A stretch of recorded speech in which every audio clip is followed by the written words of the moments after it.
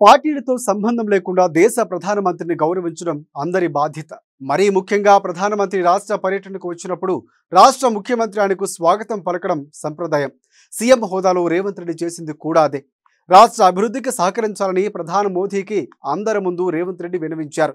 కానీ బీఆర్ఎస్ మాత్రం దీనిపై నోరు పారేసుకోవడం పార్టీలకు అతీతంగా అందరినీ విస్మయానికి గురిచేస్తుంది.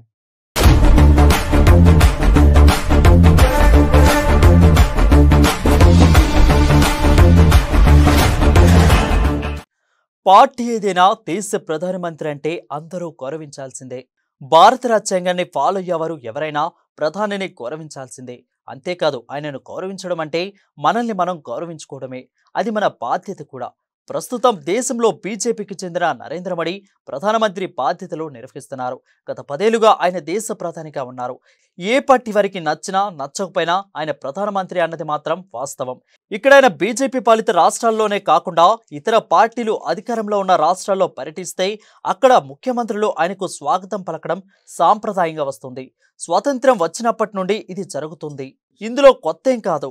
ఇలా ఇప్పటి వరకు మోదీ ప్రధాని హోదాలో ఎన్నో రాష్ట్రాల్లో పర్యటించారు. తాజాగా తెలంగాణలో ప్రధాని టూర్ జరిగింది. ఈ సందర్భంగా ముఖ్యమంత్రి హోదాలో రేవంత్ రెడ్డి ఆయనకు ఘనస్వాగతం పలికారు. దేశ ప్రధానికి సమున్నత గౌరవం ఇచ్చి తెలంగాణ గొప్పతనాన్ని చాటి చెప్పారు.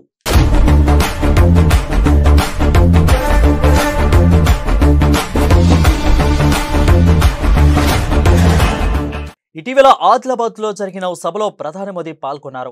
అదే మీటింగ్లో సీఎం హోదాలో రేవంత్ రెడ్డి పాలు పంచుకున్నారు. ఈ సభా వేదికగా సీఎం రేవంత్ రెడ్డి ప్రధానిని బడే బాయ్ అంటూ సంబోధించి అందరినీ ఆకట్టుకున్నారు. దేశ ప్రధాని మోదీ కూడా ఈ మాటకు ఫిదా అయిపోయి నవ్వుతూ కనిపించారు. అనంతరం ప్రధాని మోదీ కూడా రేవంత్ రెడ్డి చోటాబాయ్గా సంబోధించి తన గొప్పతనాన్ని చాటుకున్నారు.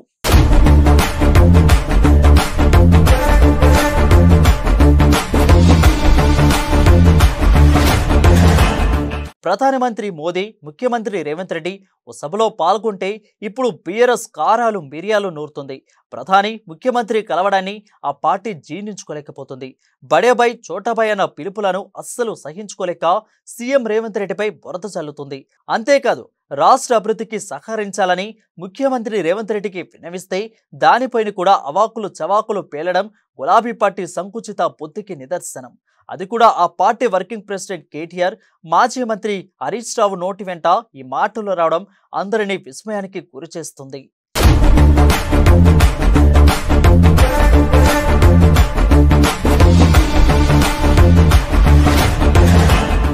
'అసెంబ్లీ ఎన్నికల ముందు కేసీఆర్ తెలంగాణ ముఖ్యమంత్రి హోదాలో ఉన్నప్పుడు ప్రధాని హోదాలో మోదీ రాష్ట్ర పర్యటనకు విచ్చేస్తే కనీసం కేసీఆర్ ఆయనను స్వాగతించడానికి కూడా వెళ్ళలేదు.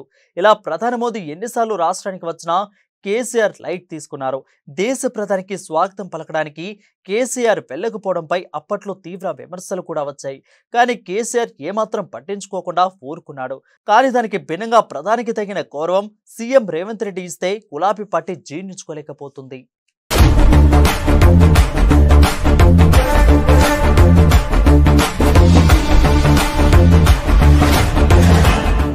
2014లో రాష్ట్రం సాధించిన కొత్తలో బీఆర్ఎస్ బీజేపీ మధ్య మంచి సంబంధాలే ఉన్నాయి. అందులో భాగంగానే తెలంగాణ అభివృద్ధి కోసమంటూ అప్పట్లో సీఎం హోదాలో కేసీఆర్ చాలాసార్లు ఢిల్లీకి వెళ్లి ప్రధాని మోదీని కలిశారు. ఇలా ఎన్నోసార్లు జరిగింది. ఎన్నోసార్లు కేసీఆర్ ఒక్కరే వెళ్లి మోదీతో మాట్లాడి వచ్చిన సందర్భాలు ఉన్నాయి. మరి ఆయన ఏం మాట్లాడారో, మోదీకి ఎవరి మీద కంప్లైంట్ ఇచ్చారో క్లారిటీ లేదు. కొంతకాలం తర్వాత సడన్ గా ఏం జరిగిందో తెలియదు. కానీ మోదీపై కేసీఆర్ వాగ్బానాలు మొదలుపెట్టారు. టీఆర్ఎస్ ను బీఆర్ఎస్ చేశారు. మోదీని దించాలంటూ హుంకరింపులు మొదలుపెట్టారు. పలు రాష్ట్రాల్లో పర్యటించి మోదీపై నోటుకొచ్చింది మాట్లాడారు. ఇతర రాష్ట్రాల్లో పోటీ చేస్తారని మేకపోతు గాంభీర్యం ప్రదర్శించారు. ఇతర రాష్ట్రాల్లో మాట దేవుడెరుగు. కానీ చివరకు సొంత రాష్ట్రంలో బోల్త కొట్టి ప్రతిపక్షానికి పరిమితమయ్యారు.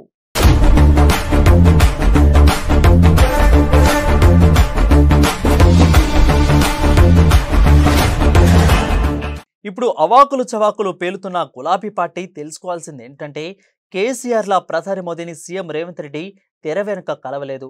బాజాప్తా అందరి ముందు ఆయనను కలిశారు. ఆయనకు స్వాగతం పలికారు. రాష్ట్ర అభివృద్ధికి సహకరించాలని కోరారు. దీంట్లో తప్పేముంది? అసలు రాష్ట్ర అభివృద్ధి ముందుకు సాగాలంటే కేంద్రం సహకారం అవసరం. దీంట్లో పార్టీలకు ఎలాంటి సంబంధం లేదు, ఉండొద్దు కూడా. ఇవన్నీ తెలుసు కాబట్టే రేవంత్ రెడ్డి పెద్ద మనసుతో కేంద్ర సహకారాన్ని కోరుతున్నారు. ఈ పరిణామాన్ని రాష్ట్రంలోని అన్ని పార్టీలు స్వాగతిస్తున్నాయి, ఒక్క పిఆర్ఎస్ తప్ప. అది ఎందుకో ఆ పార్టీకే తెలియాలి. అటు జనం కూడా కేసీఆర్ చేయలేనిది రేవంత్ రెడ్డి చేసి చూపించారని హర్షం వ్యక్తం చేస్తున్నారు.